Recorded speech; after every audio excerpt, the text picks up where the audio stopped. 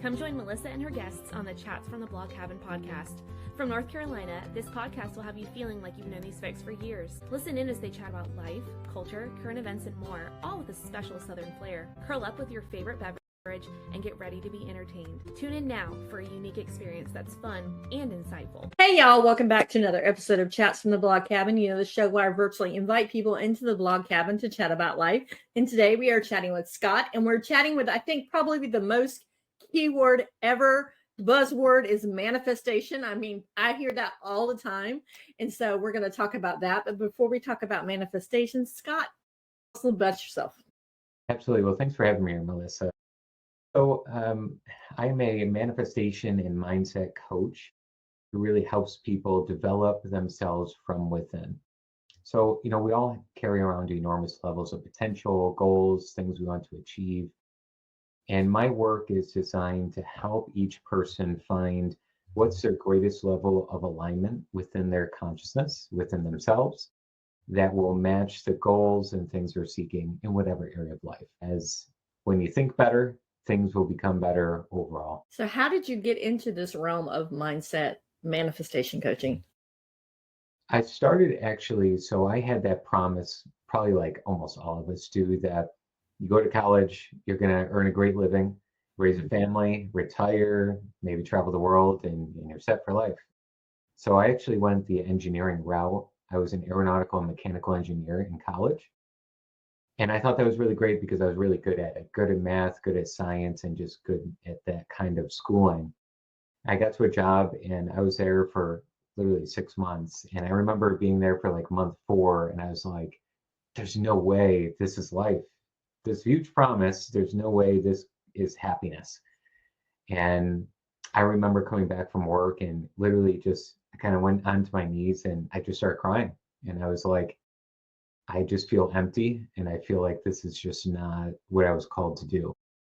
So you fast forward to 6 months and I put in my 2 weeks notice, and everyone thought I was insane because I spent $100,000 in student loan debt I was carrying around, and I did super well in school. And they're like, if you leave this job, and there's actually a really good job in Massachusetts, that you leave this, your career's not going to keep going. Like, this is not really a good idea. But I knew something in my heart. I said, I have to. It just felt right. It felt like something was there.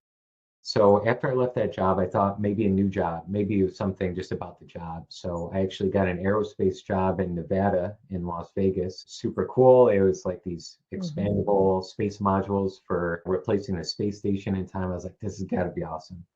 And I went to the interview. I was hired on the spot. And he says, let's start up in the beginning of January. And I moved my life over to Nevada. And then 2 weeks there beforehand, I'm setting up. I bought a vehicle and ready to live there, obviously, for a new job.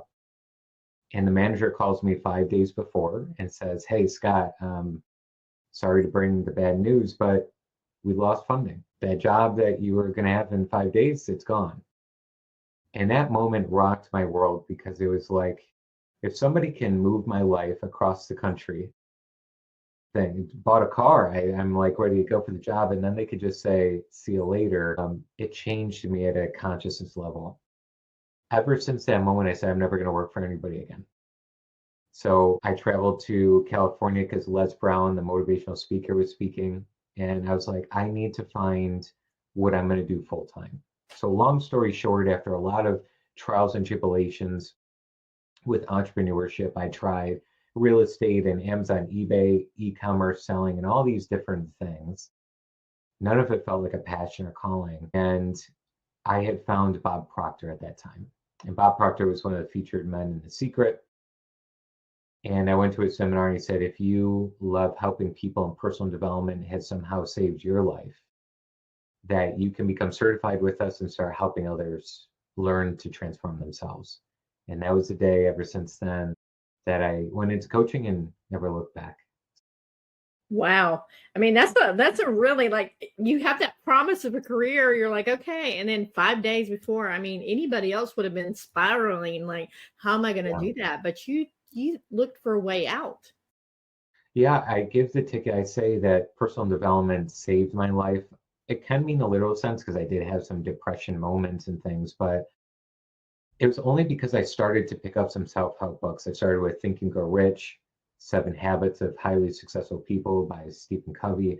I just started to read, and I actually was never a reader. I never really liked to do it, but I would start listening to also YouTube videos at the start, and just it just felt like I needed some light in my life. I needed some positivity or something that would just uplift me.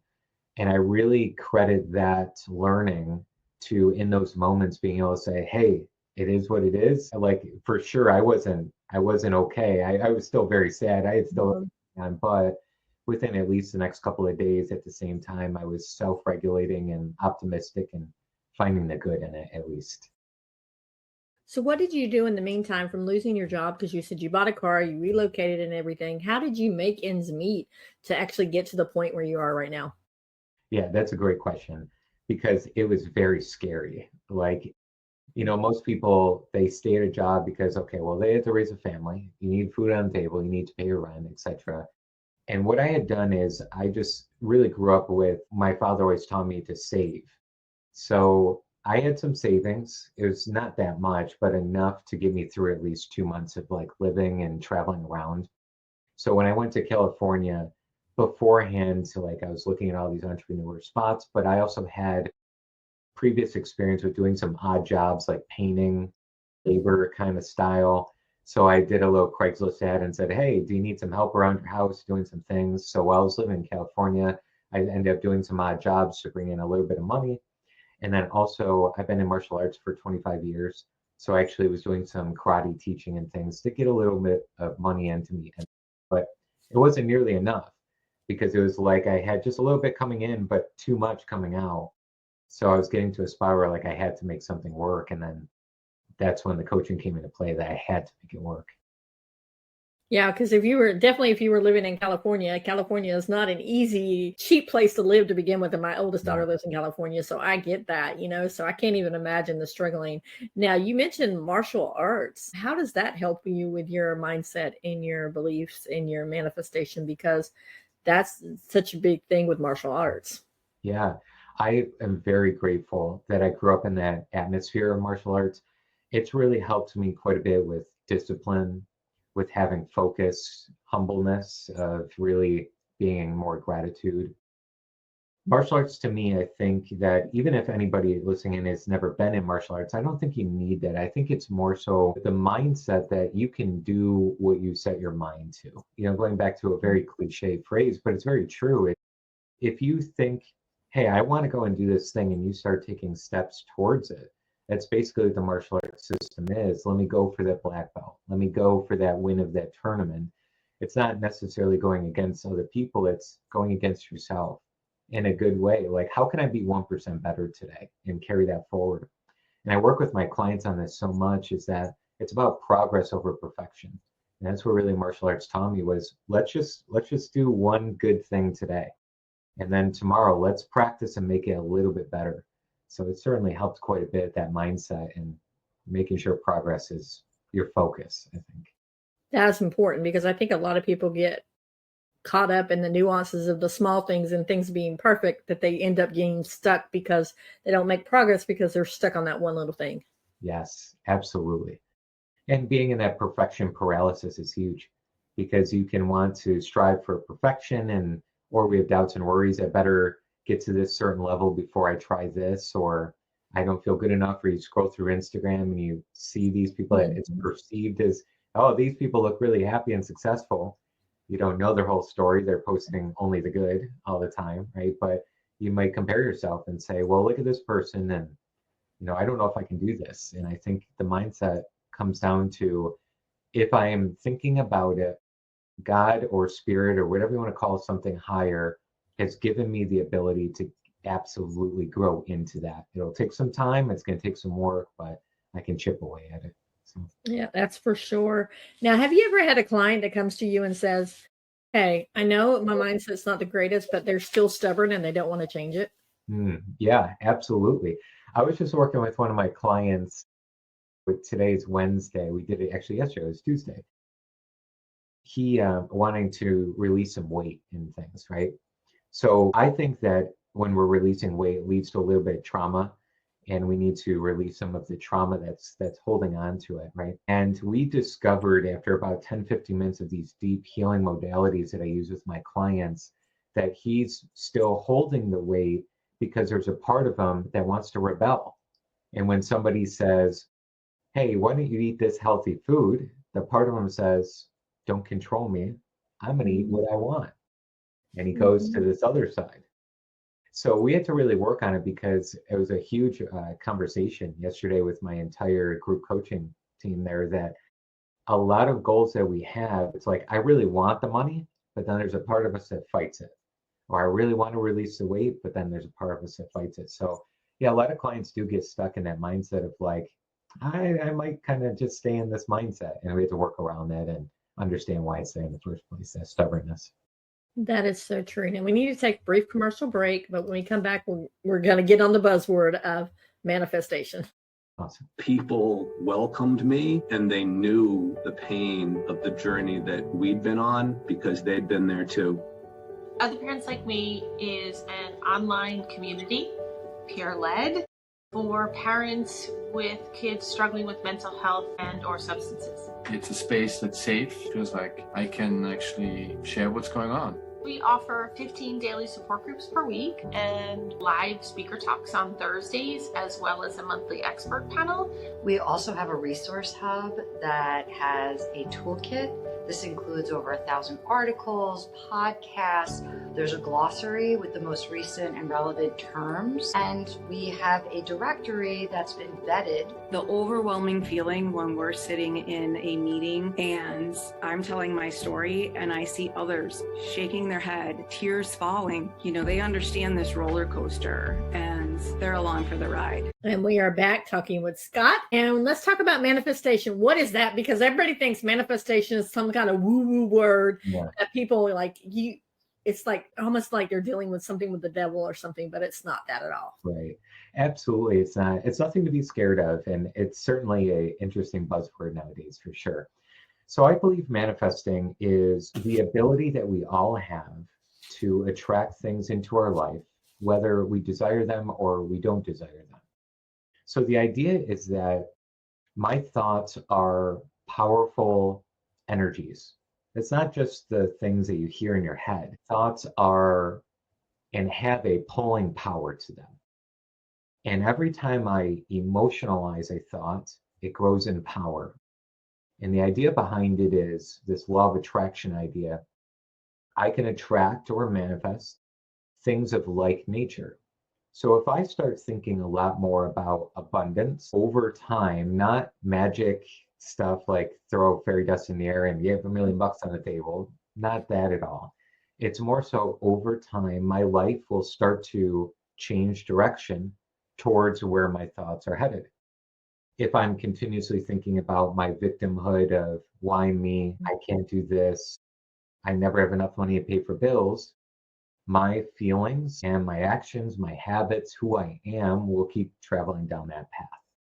So at a basic essence, manifesting is simply changing the path of your life through a change in direction of thought. And that a lot of things are invisible that are more powerful than we see. And quantum physics is catching up to this. So it's nothing really woo-woo, it's physics, really. I mean, you take a look at the phones that we have, and you even think 30 years ago, even less, people think you're nuts if everyone has this.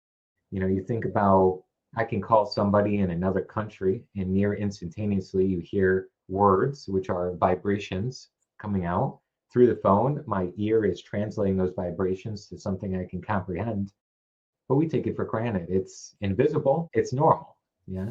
And I think that the thought realm, a lot of people say, oh, that's a joke. Well, it's not. I mean, in quantum physics, you can actually measure thought waves and what's going on.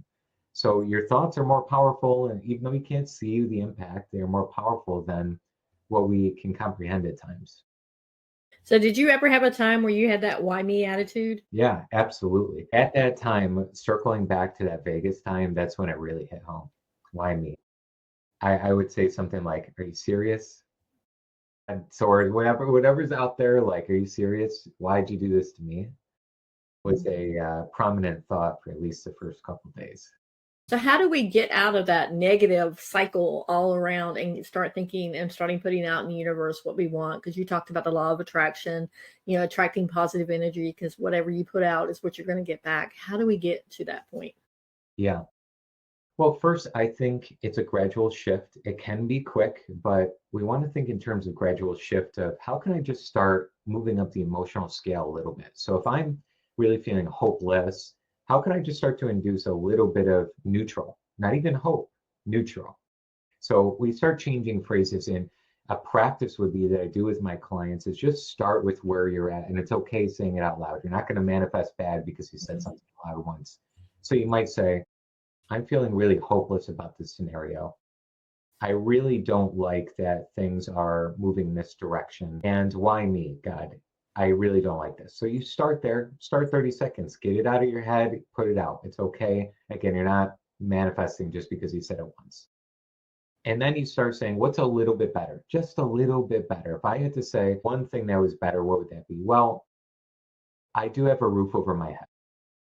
That's the first, okay, that's better than where you're at.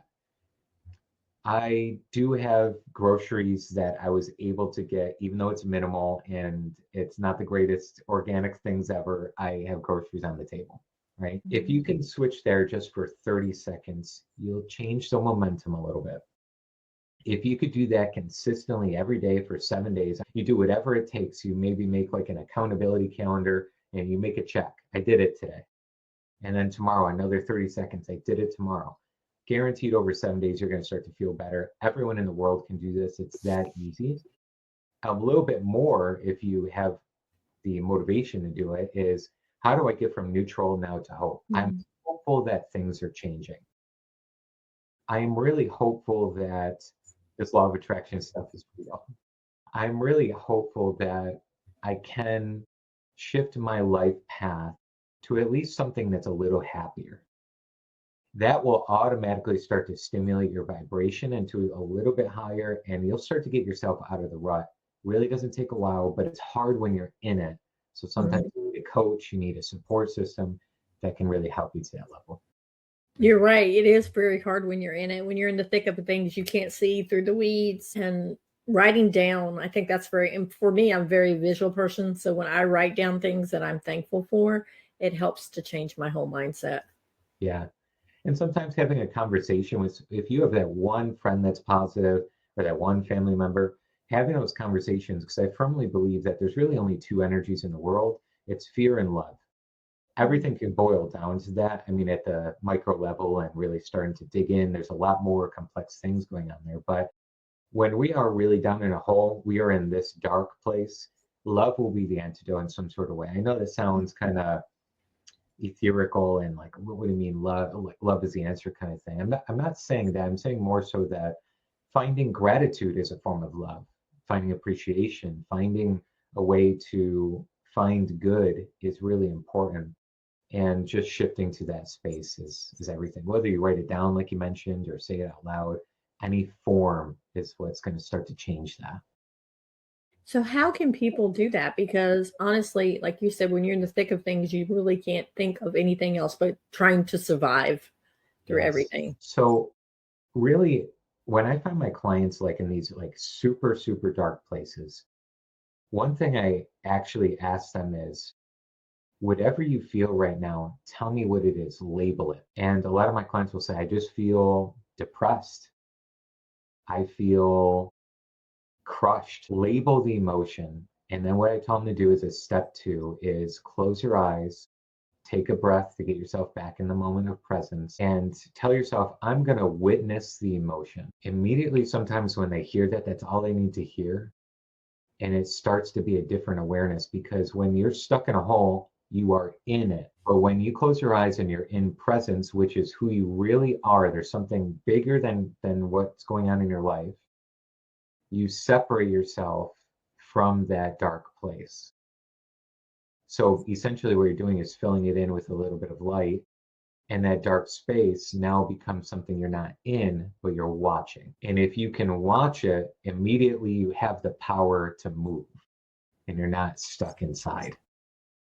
How long does it normally take that client to get to that point where they can watch things and feel like they're a bystander instead of actually in it? Honestly, in a really deep place, this can happen in seconds to some of my clients. But again, it's coach guided, so it's not Yeah. always by yourself. It's a little bit challenging. You could do this by yourself. I've had a lot of people sign up for my courses where they're doing self-study and they say, "Hey, I'm in," or watch a YouTube video, right? And sometimes it only takes that one little thing. Even somebody listening into this right now, this can happen to you.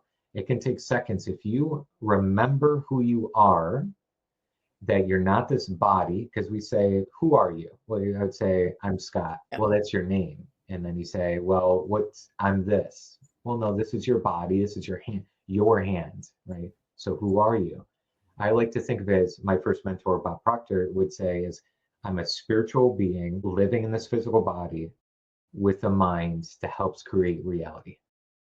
So I'm an energy, I'm something beyond the body, right? So just by having the awareness of remembering or understanding that in seconds can change. Now, that doesn't happen for everyone. If it doesn't happen in seconds, that's okay. You're not broken, it's not something wrong. But what you want to do is try this for time span, 5 days, 7 days. Observe, try it again. Like you're going to the gym, practicing. It's hard the first time, but if you practice at it, it'll start to become a normal idea for you. Yeah, because a lot of people have a lot of mental blocks of themselves, and like they don't want to see a part of themselves, or they kind of want to bury their head in the sand and just hope things will get better without doing any of the work.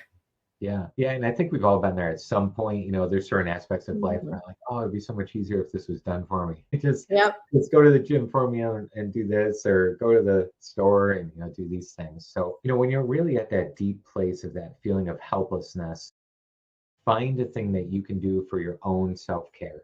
Anything in the world. What do I need from me? Well, maybe it's just cleaning up the house.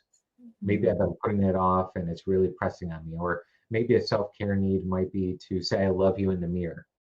And that's really daunting if anybody's ever tried it. The first time I did, I didn't want to look at myself in the mirror. Just kind of felt strange and weird. Or maybe it's something like, something that I pushed aside for far too long is I like green juice smoothies and I haven't gotten one in forever. I'm going to go do that for myself.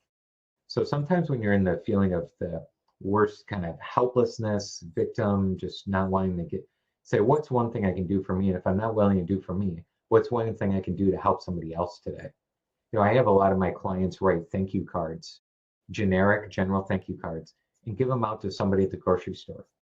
Now that feels weird. That's not a normal thing in society, right? Yeah. But can you imagine that that person's probably never received a thank you card ever in their life? And the smile that brings, like, it changes them. And then they give it it's the ripple effect, that butterfly effect. It really gives them. So if in that place you're not willing to help you, who's somebody you can uplift today? Because if you uplift others, your soul starts to uplift even more. That is so true. That brings us back to the mindset and manifestation. So, what exactly can we do to change our mindset? Yeah. So mindset to me, in a really simple term, is all the thoughts, beliefs, habits, and your self-image all combined. So it's basically a lot of what you do on a daily basis put together. To start to change your mindset, first you need a direction. So I would say that's step one. Like, what do you want in your life? Do you want more money? I'm sure everyone does. Do you want a better relationship or your soulmate coming into your life? Do you want to have a better living location? What is it that you're wanting? And make sure that's written down in writing. You could call it a goal if you want. You could say it's setting intention. The languaging doesn't really matter there, but at least you know what you're wanting to improve on. That's number one. Number two, you say, what's one belief that if I started to believe in it, even if it's not real, will help me get towards that goal? So for example, for money, maybe I'd love to earn 10,000 a month. It's my golden number that feels great. I'd have a lot more financial freedom. Well, a belief with that would be money is all around me and abundance is my birthright. Okay, maybe that sounds a little bit more mystical. So we'll do something like, it's possible for me to earn more money and I'm willing to do the things to receive it. Okay, a little bit more down to earth. So that belief might not be accurate today, but it's accurate at a higher truth, who you really are. You can become it. So you have their beliefs written down that are in accordance to your goals, and that will start to change your mindset overall.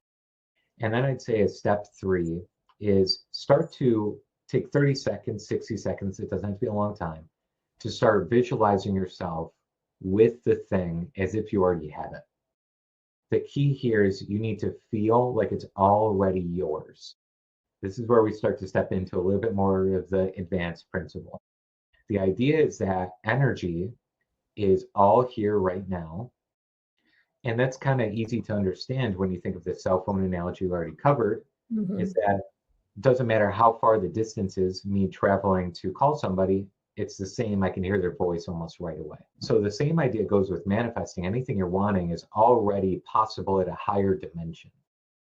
So if I can start seeing myself with the thing and feeling like I already have it energetically, it will start to come into my life because your consciousness is starting to envelop and having that idea and pressing it upon this thinking idea, this thinking substance we call. So that's a key 3 steps of changing your mindset, at least to get you started and get you moving.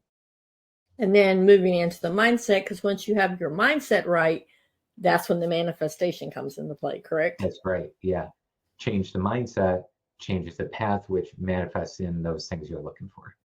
So let's talk about manifestation and how that works and how we can manifest a life that we are so happy to live. Yeah, this is great. I love this because, if you spend some time developing you'll start to see a better you come out. You'll see your world shift 100%. So I have a 5-step process I cover in my course, my Prosperity Magnet course. This will give you an exact system that I like. So when I started manifesting, it was like, I heard all this good stuff, but I was like, how do you use this? Like, what's the practicality with it? What do you actually use? So 5 steps. Number 1, write what you want in the present tense, like I now received, I now have.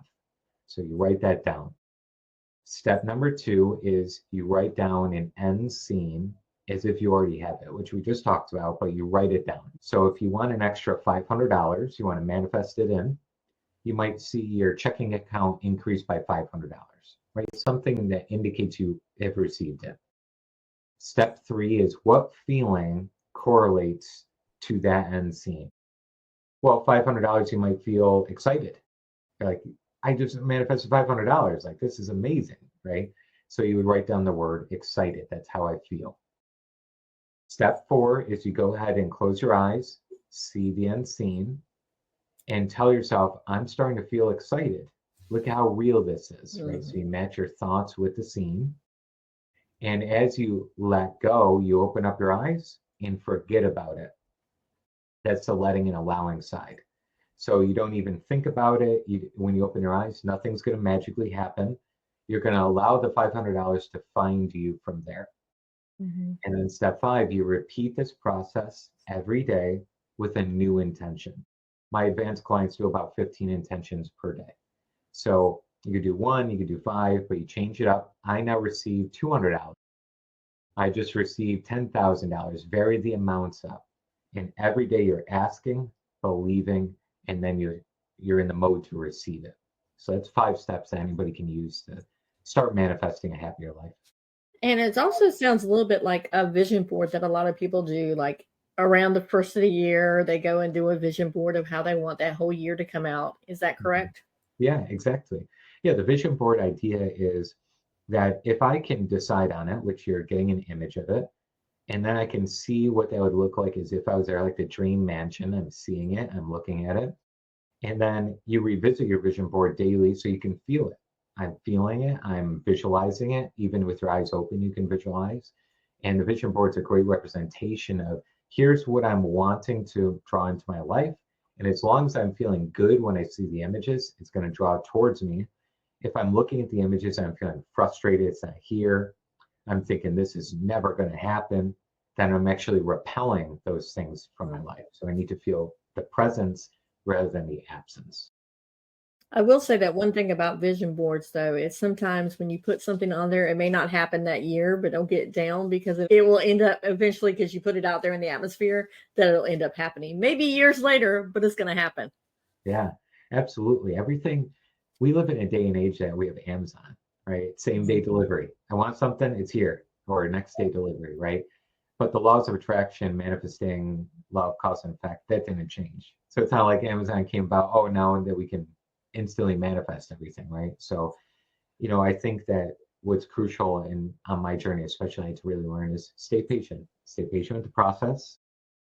And it's good that you don't have everything come your way in day one, right? Because that would be so overwhelming. You imagine like everything you could ever want ever in a lifetime happens in one day, and everything you think is going to come alive. Well, think about a monster. And I manifested it, right? You don't want that instant manifestation because every thought you think you don't want to come true. So give it time, emotionalize it, visualize it, and it'll start seeking you. It'll find you.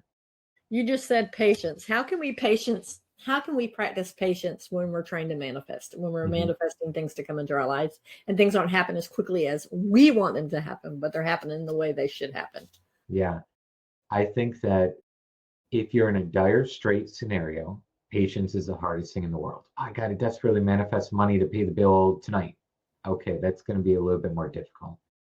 So start cultivating patience now before you even need it, I think is an important. Couple of practices I do in a lot of even my YouTube videos, just some basic information on the patient side for anything that's coming in.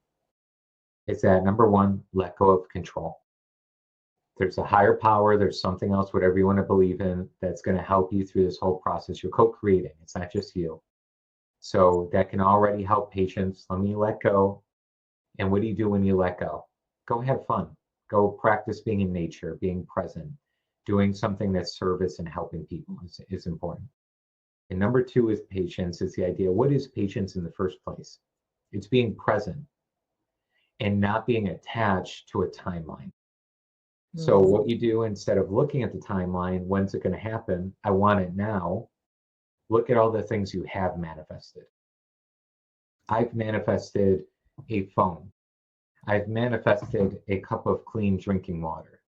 I've manifested X, Y, and Z, right?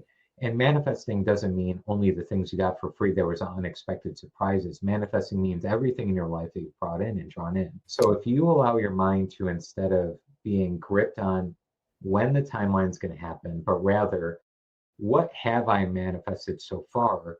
You'll put your mind and consciousness to the present, and those things will start to speed up because you're not gripping the timeline. It's an interesting catch. I think that's important. That a lot of people feel like manifestation doesn't work because I don't get what I want when I want it, instead of waiting for it to come to the universe to bring it to you.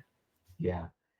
I'd like to consider, when we say affirmations or you say a phrase out loud, say we sometimes. So instead of like, I am this thing, sometimes you can say we are. And what I'm saying, we, is the definition, is you and the universe, you and the higher power. Because I think that in especially Western society, we've prioritized independence so much. And that's great. It's better than dependence. And that's, in this life. Interdependence is the highest level. It's a much higher place. You want to be interdependent with the forces around you. And those forces know much more than you and I, anybody else in the world. It's like the algorithm on Facebook or Google. It's mysterious. It's like nobody can understand it, right? Think of that times an infinite amount. That's what the universe is doing. It's an infinite algorithm that knows much more than you and I. And if I can rely on that algorithm playing with me, I'll have a better relationship with God or universe or whatever you want to believe in. Number one, it's going to help me be happier and peaceful, because that's where happiness and peace comes from, that wholeness feeling. But then also you're going to speed up the manifestation, because your manifestation is according to how much faith, not religious faith, more of belief that you have in the thing happening. And I think that will really help. So how can people do that manifestation starting the new year and they want to manifest things in their life? Best way to do it? Would some of it be write it down? Would some people just speaking it out into the universe? Some people doing the vision boards? What would be the best way to do it? Yeah, I would suggest all the tools that you've ever listened into or found out about or any of it, do it all. Because the idea here is not that one thing's going to do it. It's your consciousness needs to be absorbed with that. That's why New Year's resolutions don't always get a good rap, because if I write down my New Year's resolutions, but they're on a piece of paper, you come to the end of the year, maybe 90% hasn't been completed. So it's not enough to just write it down and think it. We need to take not only constructive action towards it, but we need to become the person that fuses with that goal. So if I want to earn $1 million a year, I better become a millionaire mindset. I better become a millionaire identity and self-image. I better start believing like a millionaire would. And that's what really helped me go from basically nothing and, and having a 7-figure year in business, or even having a 6-figure day, was not because there was anything special about me. It was because every day I read as many books as I could get my hands on prosperity consciousness and abundance consciousness. And how do I act abundantly today? Not buying lavishly, but how do I see abundance in the world I already have? And when your identity fuses with those New Year's resolutions, that's when they happen. They're always going to happen when your consciousness is matched. So I suggest for anybody starting the new year off, write your goals, write your New Year's resolutions, write those down, but also do it all. Create the vision board, do your gratitude list, do your affirmations, your visualization, the 5 steps we covered today. Do as many things towards it as possible, because you're building your mansion in your mind before you build down the plane. I love that. Building your mansion in your mind. I love that. Also, I want to hit on, a lot of people do, and I know I do this, is the word of the year. Like, I sit down and I think about what word I want to use for the whole year, but then I think about not just the way that word, the definition of the word, but how that is going to affect each category of my life and how I can show up in that word in each category of my life. I love that practice so much, because it's easy to, if I have a word, it's a theme almost for the year, and it's easy, it's focused. Like, I have little note cards I put out, taped to my laptop and different things. If you have that little theme word on there, or a theme phrase, I love that as an exercise, because everything we talked about today, you put focus on, maybe my theme is easy. Ooh, that's nice. Or abundance, right? And I can put my attention and energy into it. It's great. Mine is create. So I think about all the different ways I can create things, like creating, because I'm a creative person and everything. So, and it just kind of fell into me this year. That was my word. Yeah, that's fantastic. The zone of genius, creativity. Yeah. So childhood trauma and how we can heal that, because it seems like we're hearing a lot more about that now, and personal healing. How can we help with that, with your mindset? Because, I mean, you hear a lot more about childhood trauma. I don't know if it's because now society is more apt to be able to recognize it and not want to push it in the corner or close doors and things like that. So how can we heal?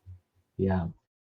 Childhood trauma, to me, is some of the hardest work anybody can be called to do, but is the most enlightening. You want to talk about like happiness. No amount of money will ever make you happy. Or no amount of stuff, as we all know, will make you happy. But when you heal at the deepest levels, you are the happiest. It's pure, it's wholeness. So from my experience healing I do this with my one-on-one clients, deep healing sessions, but I've also done plant medicine myself, ayahuasca and different things to help through that childhood trauma. But you don't need plant medicine you don't need to go in Costa Rica and go do that. It's just one of the modalities, one of the tools, right? Childhood trauma can be addressed with kind of the themes we were just talking about. What do you find that's recurring in your life? And write that down. Those are the keys to knowing what needs to be healed. A lot of people can especially find this in their intimate relationships. If they're married, if they're not married, they've had previous relationships, etc. What was the dance you played, or pattern-wise, in that relationship? Could have been one of, hopefully not, but of some sort of abuse. It could be one where one was anxiously attached, one was anxiously avoidant. So it's like wanting more time, wanting less. It's just constantly this back and forth. What patterns are you noticing? What about your health? Because the body is the storage unit of the trauma. So what health recurring? Well, maybe there's a recurring symptom going on. I always have this ache somewhere. I've always had this thing. What does that look like as well? When you can find the recurring theme, it'll take a little bit of time. You really need to be mindful with this practice, but you go ahead within, meaning you close your eyes and listen, and you ask yourself, what do I feel when this recurring theme happens. I feel trapped, frustrated, unlovable, worthy. What is that? From that place, when did I feel a similar way in childhood? So you want to come up with 3 memories. Now, big thing with my clients is disassociation. A lot of my clients will say, I don't remember my childhood. And that usually happens because there was some sort of painful moment. There was a disassociation. In order to save the psyche, essentially, we had to forget. And even if you don't remember, just try and find, when else did I feel like this in any time of my life? There's no way anybody can say, I don't remember, or I can't find it. There's going to be another time where you can find it. You just got to be with it, and your mind might race, but if you could sit there for 5 minutes and just be with it, or 10 seconds just to start. Those childhood memories are the gateway to the healing of the trauma. So if we can find those memories, we can alter the perception of those, and then that releases the trauma overall. Wow, that's really deep. I mean, because I think a lot of people do have childhood trauma, but they don't realize it's based on what they're feeling now, how their mindset is now is based on that childhood. Yeah, I love the quote that it's not what happened to us, it's how we had the perspective in that moment. So a common example would be something so simple that people are like, that's not trauma. But you had 3 siblings, they were all older than you, and you played the game of Monopoly every summer or every holiday. You were 5, 6 years old, 7 years old each year when you were playing. You always lost because you were the youngest sibling and nobody let you win. Now, to everyday people, I'd be like, that's not a trauma. That's just life, right? However, how did the child take on that situation? That matters, because the child could take it on. This happened to one of my clients, that I must be a loser. I never win at anything, and therefore I shouldn't even try. The person is now, instead of 7 years old, they're 57, and they're still saying the same things and thinking the same things. How crazy was it that it was from one instance or multiple instances at 7 years old that you would never think is a trauma, but how do we take on the situation is the thing that we need to address. That is so true, because we all perceive things differently. We all have our same thing may have happened to the same person, but our perceptions are so different. Yes. Like we can grow up all in the same house, but one child may think something totally happens totally differently than the other children. You know, it's all about our thoughts and our perspectives of stuff. So, wow.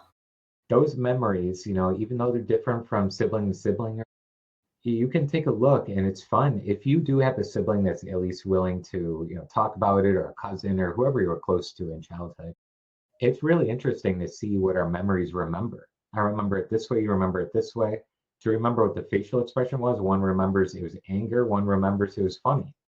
And how we take that on is just so different. That's so true, because I mean, I'm a mom of 3 girls, and one of my daughters came to me and mentioned something that happened in her childhood, which I didn't remember it happening. But instead of gaslighting her and saying that didn't happen, I'm like, well, you know what? It may have happened. I don't remember it happening, but as a parent, you're going to make a mistake. You're just, I apologize to you, but that's not something I was brought up with. That's something I had to change my perspective of how I was going to parent my girls, because that wasn't how I was brought up. I love that, because especially the gaslighting, it's so important that if we have a child, and especially we are saying that didn't happen, something happens in their psyche, especially where they not only get defensive, but they'll seemingly now need to protect, because they're feeling that something that was their experience is distorted in some sort of way. And the way I think that's one of the stars of being a parent like yourself, is being able to see what is there. And even if it did happen that way, that let's take a look at how that might be able to be healed throughout the whole family unit, which is very cool. Yeah, it wasn't if you'd asked me maybe 10 years ago, I would have gaslit her, because that's all I knew. But I was on that journey as well of trying to change my mindset. And so I still fall into that category of, sometimes we all do. I think you would even agree that we all do every once in a while fall into that negative mindset for a while, and then we have to pull ourselves back up. But it was that, I think, was the turning point in my relationship with my middle child, my middle daughter, is that she realized, hey, you know what? Mama has changed. because she's actually validating what I'm saying to her and not just tossing it away, which I never got any validation from my mom of anything that ever happened. It was always in my head. It didn't really happen like that. Oh, get over yourself. And it's like that's important that you pour into others what you're pouring into yourself as well, so that your relationships get better with them as well. Yeah, I love hearing stories like this because and I give you so much credit, Melissa, for I love that stuff because you've changed a generational bloodline. You know, sometimes we only know what our parents gave us, and usually two things happen is one, we mirror the parent, and we even if we said, I'll never be like that parent, and then you start mirroring that parent, and you're like finding out later, it's like, how did this even happen? Or you rebel and you do the complete opposite to that parent. So these two sides are also both not good. You want to come to some sort of balance point, and you being able to change that bloodline is just amazing. It's really awesome. It's very hard work though, but I vowed that I wanted to be the parent to my three girls that my mom I didn't feel like I had growing up. I wanted to be the mom that I didn't. I mean, I love my mom, don't get me wrong, she gave me life and everything else, but we didn't have the best relationship. And I wanted to make sure that each one of my girls knew how special they were outside of being part of the family, but just for who they were. Yeah. Yeah. I think that we all can do this even if you don't even have kids, and you can really shine light to people. If you find something that is really good, sometimes a positive comment can go a long way, much longer than we even think. And sometimes people have only heard from their parents, or if they're orphans, or they had step parents or grandparents that they were raised by, whatever situation, that they really probably haven't heard a lot of good things about themselves. A lot of people, I mean, you can only give what you have. You know, unhappy people, you're going to give unhappiness. People who are not living their dreams are going to criticize you when you go down your path, you know, and being able to just spread more of that light and goodness with others and saying, you know what, I think that's really, you do really great on this. And it might be weird to tell you this, but I think that was really great what you just did there. Really goes a long way. Yep, for sure. Now, unfortunately, our time is almost up. I hate that because this has been such a great conversation, and I will invite you to come back anytime you want to come back, because I think this is such a great conversation because mindset is so important. But before we talk about where people can find you at and everything, is there one last little nugget that either we touched upon that you want to reiterate, or something that we didn't touch upon that you maybe want to get out as well? I think a concluding note would be that everyone listening in, there's more potential than you probably realize right now for you to step into. And there's a bigger and greater expansive you that is ready to be stepped into. And if you can just find one tiny thing, one tiny step for you to upgrade how you're doing things, it'll start a chain reaction that can change your life. And that's what happened for me, and happened for a lot of people, that positive attitude or that optimistic approach. What can I do today is the question. And you step into that light more, you're going to find yourself in a very different place. I so agree. I mean, it doesn't happen all at once. It takes tiny, tiny, small steps to get to where you need to be. But it will happen. I totally agree to that. Yeah, absolutely. It takes courage too.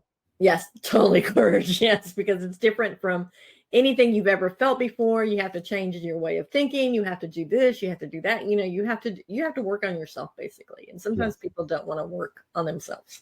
Yeah, absolutely. All right. So where can people find you? Sure. So on social media, I have a YouTube channel, Instagram. It's all at Scott Haug Official. So that is SCOTT, and my last name is spelled HAUG. And you can find all free YouTube videos. We have like 700 videos on YouTube. So feel free to just take a look and run with it. And then if you're looking to just get some like intro stuff on manifestation, that'll be my course, The Prosperity Magnet. And that's right on the school platform. And I think you have the links there for anybody to click manifestwithscott.com/Scott-course just to get yourself going. It's very small price so that you can get your foot in the door without needing to invest a lot of money or anything like that. And then, you know, if you decide that that's something else that you want to go through along the way, then of course you can work one-on-one with you, as correct, or in group. Yes. Yeah, basically you can upgrade to our, talking about group, and we can have a conversation before you get in, answer questions, and make sure that things just feel you're ready for that level of support, ready for somebody to kind of do some of the work with you rather than being alone in it.